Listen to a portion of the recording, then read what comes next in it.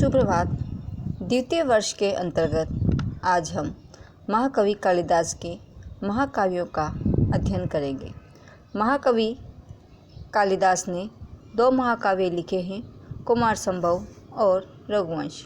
कुमार संभवम के 17 सर्गों में शिव पार्वती के विवाह, कार्तिकेय की जन्म तथा तारकासुर के वध की कथा का वर्णन है। कुमार संभवम कालिदास की कला की सुंदर सृष्टि है।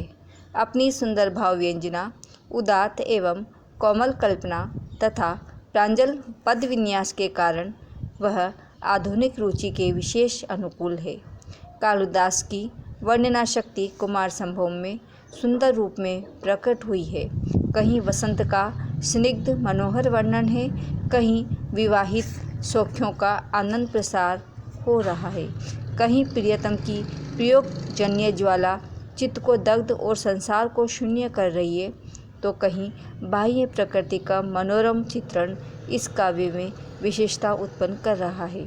आरंभ में हिमालय का संश्लिष्ट बिंबग्राही वर्णन, तीसरे सर्ग में आकस्मिक वसंत के आगमन पर वंशरी का वर्णन, चौथे सर्ग में रति विलाप, 5वें सर्ग में बटुक वेशधारी शिव तथा तपस्विनी पार्वती का संवाद, ये बहुत ही उत्कृष्ट विषय अंकित किए गए हैं। कवि की लक्षणा शक्ति भी इसमें खूब प्रस्फुटित हुई है। शिव पार्वती का विवाह केवल रति सुख के लिए नहीं था, उनके समागम में तारकासुर का संहार करने वाले परम तेज पुंज कार्तिकेय का जन्म होता है। शिव पार्वती का देवी विवाह और प्रेम, मानवीय विवाह और प्रेम का रति रूप वर्णन है, जो वंश की वृद्धि और ग्रह की सुरक्षा के लिए परमावश्यक है। कालिदास की प्राय सभी कृतियाँ श्रृंगार रस प्रधान है। इसका अभिप्राय यह नहीं कि ये वासनाजन्य प्रेम के पक्षपाती थे। मदन का भस्म हो जाना तथा पार्वती का शिव को अपने सौंदर्य पाश में बांधने में असफल होना यह सिद्ध करता है कि कवि आने वाली बाह्य आकर्षणों तक ही सीमित रहने वाले वासना के घोर विरोधी हैं। वासना जनित क्षणभंगुर प्रेम का फल दुख और क्लेश के अतिरिक्त और कुछ नहीं। काम वासनाओं के बिना जलाए सच्चे स्नेह की उपलब्धि नहीं हो सकती। बिना तपस्या के स्नेह कभी परिनिष्ठित नहीं हो सकता। यही कुमार संभवम का अमर संदेश है। कालिदास के सब काव्यों में ही नहीं, अपितु समस्त संस्कृत साहित्य में रघुवंश महाकाव्य भी एक उत्कृष्ट महाकाव्य है। इसके 19 सर्गों में सूर्यवंश के राजाओं का यशोगान किया गया है। प्रथम 9 सर्गों में राम के 4 पूर्वजों दिलीप, अज, रघु और दशरथ का वर्णन है। 10 से 15 सर्गों में राम के चरित्र का वर्णन है तथा अंतिम 4 सर्गों में राम के वंशजों का वर्णन किया गया है। रघुवंश में कालिदास की परिपक्व प्रज्ञा और प्रौढ़ प्रतिभा का परिचय प्राप्त होता है। 19 सर्गों में ऐसे प्रशस्त एवं रुचिर काव्य की सृष्टि करना, अनुरूप घटनाओं का उसमें समावेश करना, आकर्षक चरित्रण और विशद वर्णनों से उसकी शोभा में वृद्धि करना, इन सब के उपरांत समग्र ग्रंथ में रस व्यंजना तथा उदात्त शैली का उचित समन्वय करना, ये सब कार्य कवि की सर्वातिशायिनी प्रतिभा से ही संपादित हो सकते हैं।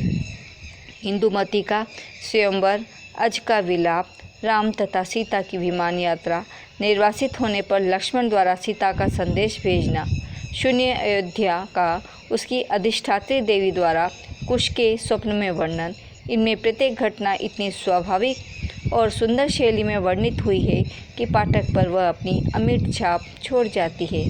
प्राय सभी मुख्य रसों का परिपाक रघुवंश में हुआ है। अग्निवर्ण के विलास वर्णन में श्रृंगार रस का, रघु, अज और राम के युद्ध प्रसंगों में वीर का, अज विलाप में करुण रस का, वशिष्ठ और वाल्मीकि के आश्रम तथा सर्वस्व त्यागी रघु के वर्णन में शांत रस का प्राधान्य है। अलंकारों का प्रयोग भी दृश्य के चित्र को अधिक सुंदर बनाने के लिए हुआ है। भाषा इतनी सुबोध है कि साधारण संस्कृत जानने वाले भी इसका आनंद उठा सकते हैं। संस्कृत के अनेक ग्रंथकारों और सुभाषितकारों ने कालिदास का रघुकार नाम से ही उल्लेख किया है। क इह रघुकारे न रमते। इससे रघुवंश की सर्वप्रियता और उत्कृष्टता का पता चलता है। आदर्शों की अनुपम सृष्टि के लिए, रम्य और ललित कथोपकथन के लिए, सरस एवं स्पष्ट भाव व्यंजना के लिए तथा कोमल और मधुर रसोत्पत्ति के लिए रघुवंश कालिदास की कीर्ति पताका को सतत परिस्फुटित करता रहेगा। विस्तार भय से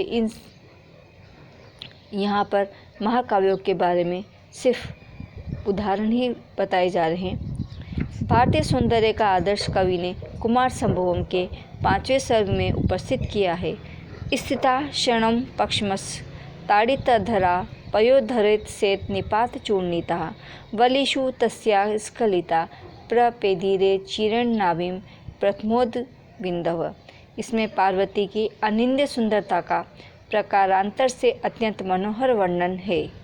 जब पार्वती खुले स्थान में बैठकर तपस्या करती थी, तब वर्षा की बूंद किस प्रकार उनके ललाट स्थल से नाभि तक टकराती बल खाती हुई पहुँचती थी, इसका कवि ने बड़ा ही सुंदर चित्र खींचा है।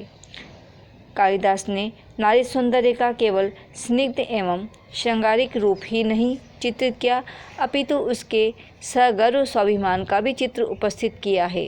यथा वाचस्त्वया मदवचनास्त राज्यवैनो विशुद्धामपि यत् समक्षम माम लोकवादश्रवणोद्हासिः श्रुतस्य किं तत्सदृशं कुलस्य। रघुवंश में परित्यक्ता सीता लक्ष्मण से कहती है कि तुम मेरी और उन राजा राम से यह संदेश कहना कि लंका विजय के बाद देवताओं, वानरों, राक्षसों तथा स्वयं अपने सामने अग्निदेव ने मेरी पवित्रता का प्रमाण दिया था। क्या उनमें भी आपकी श्रद्धा नहीं? लोगों के निराधार प्रवाद को सुनकर ही आपने अपनी वाग्दत्ता पत्नी का परित्याग कर दिया। क्या यह आचरण आपकी विद्वत्ता अथवा कुल के अनुरूप है? सह राजा, यहाँ पर चुपता हुआ व्यंग्य है। राम पहले राजा हैं, पति बाद में।